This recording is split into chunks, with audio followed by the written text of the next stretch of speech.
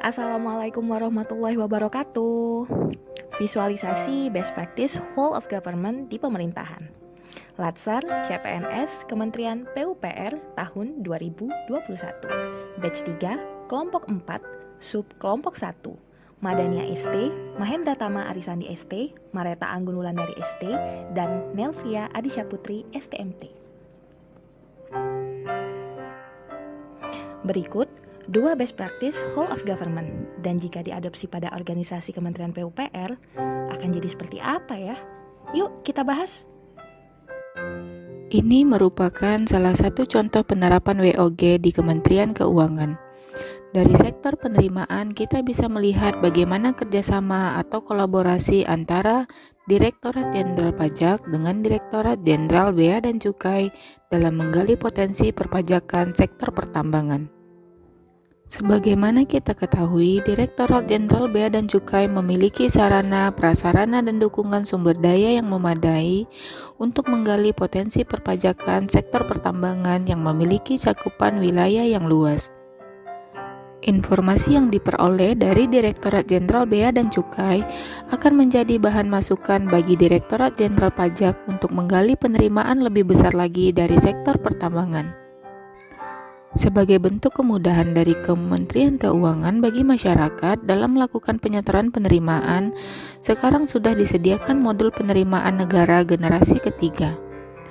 Ini merupakan bentuk kolaborasi yang luar biasa antara Direktorat Jenderal Pajak, Direktorat Jenderal Bea dan Cukai, Direktorat Jenderal Anggaran, serta Direktorat Jenderal Perbendaharaan. Dengan demikian, masyarakat akan lebih mudah lagi melakukan penyetoran penerimaan tidak hanya melalui jalur perbankan, tetapi bisa menggunakan channel non-perbankan melalui aplikasi yang ada di e-commerce. Sehingga dimanapun kapanpun masyarakat ingin melakukan penyetoran dapat dengan leluasa tanpa terkendala oleh ruang dan waktu, dapat memberikan atau menyebarkan penerimaan negara kepada saat itu juga. Begitu juga dari sisi yang lain, misalnya dari sisi pengeluaran terdapat kolaborasi yang luar biasa antara Direktorat Jenderal Perimbangan Keuangan dengan Direktorat Jenderal Perbendaharaan, yaitu penyaluran dana transfer ke daerah, di mana kantor KPPN menyalurkan dana transfer ke daerah masing-masing pemerintahan daerah, yaitu dana alokasi fisik serta dana desa. Air adalah senyawa kimia yang menjadi bahan dasar kehidupan. Semua makhluk hidup yang hidup tentunya mengandung air sekitar 55 hingga 78%. Peranan air yang begitu besar di dalam tubuh membuat kita harus menyeimbangkan air dalam tubuh kita dengan cara mengonsumsi air minum. Air minum biasanya diolah dari air baku. Air baku harus memiliki mutu yang baik dan sesuai dengan baku mutu air yang telah ditetapkan. Air dengan kualitas yang baik dapat digunakan untuk keperluan sehari-hari. Sedikit berhayal, di era serba canggih dan digital, ada satu aplikasi yang dapat mendukung kebutuhan akan jumlah air baku dari sumbernya. Misalnya saja nih, aplikasi tersebut memuat data curah hujan, kapasitas air di dalam waduk pada saat itu, bahkan mungkin kebutuhan air yang dibutuhkan masyarakat setempat. Aplikasi ini mendukung koordinasi antar instansi terkait secara cepat, tepat, dan praktis. Misalnya saja nih, antara bagian operasional dan pemeliharaan, balai besar tertentu, cipta karya, dan PDAM setempat. Sehingga kebutuhan air baku menjadi air bersih untuk kepentingan masyarakat banyak dapat segera didistribusikan secara efisien dan tepat guna. Saat ini PT KAI Persero memiliki 523 stasiun kereta yang tersebar di seluruh Indonesia. Terhitung sebelum COVID-19, dalam kurun waktu 1 tahun, kereta api telah mentransport 374 juta penumpang. Angka ini hampir 3 kali lebih besar ketimbang maskapai penerbangan. Transformasi secara khusus bagi kereta api adalah perubahan orientasi, yaitu yang dulunya produk oriented menjadi customer oriented, dulu tradisional method sekarang bertransformasi menjadi e-channel. Nah, untuk transformation meliputi pada kereta api mencakup transformasi toilet, ruang beribadah, ruang restorasi, fasilitas AC, tempat duduk yang lebih nyaman dan bersih. Nah, pada stasiun keretanya mencakup area parkir terpadu dengan parking system, toilet yang lebih besar dan bersih, restoran, area seputar stasiun yang lebih tertata dengan penghijauan dan pertamanan. Di bidang tiket pun sama. Pada tahun 2009, reservasi tiket hanya dilayani di stasiun.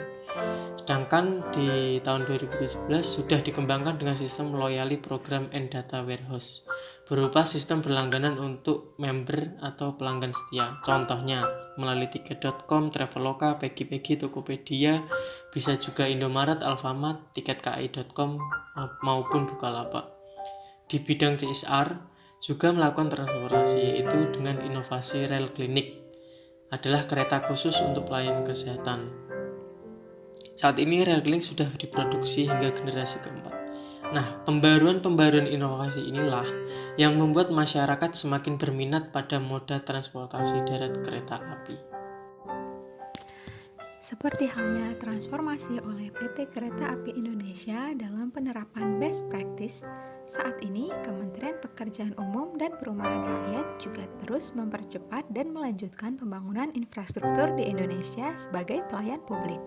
Salah satunya dengan melakukan transformasi digital dalam pelaksanaan kegiatan pembangunan, dalam mendukung tata kelola pemerintahan yang baik, dan dalam mendukung penerapan smart office yang efektif, efisien, transparan, dan akuntabel. Kementerian PUPR melalui Pusdatin sudah mendapat berbagai penghargaan.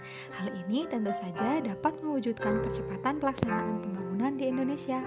Beberapa aplikasi pendukung yang dimaksud adalah pelaksanaan pengadaan barang dan jasa elektronik melalui e-procurement, sistem pembantuan evaluasi pelaksanaan melalui e-monitoring, Bravo PUPR yang merupakan platform pengelolaan internal.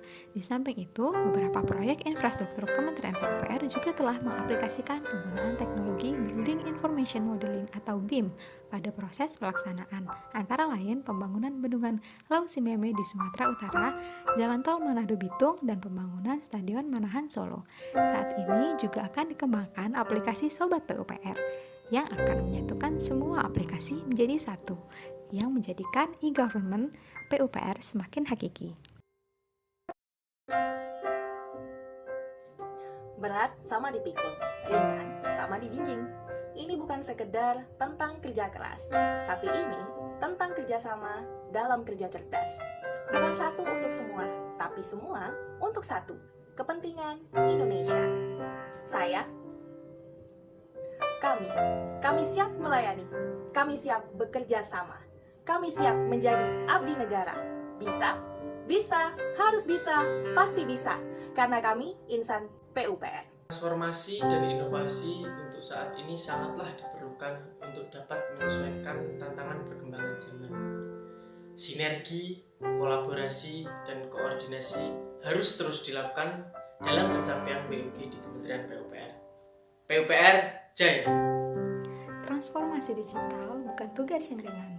Teknologi digital bisa kita beli dan bisa kita buat. Namun, pindah dari comfort zone budaya lama adalah tugas yang paling berat. Kerjasama, kolaborasi, dan sinergi dalam transformasi digital merupakan kunci dalam melakukan whole of government di Kementerian PUPR yang efektif. Maka dari itu, mari kita hadapi semua tantangan dengan terus berinovasi dan berkolaborasi. PUPR Jaya!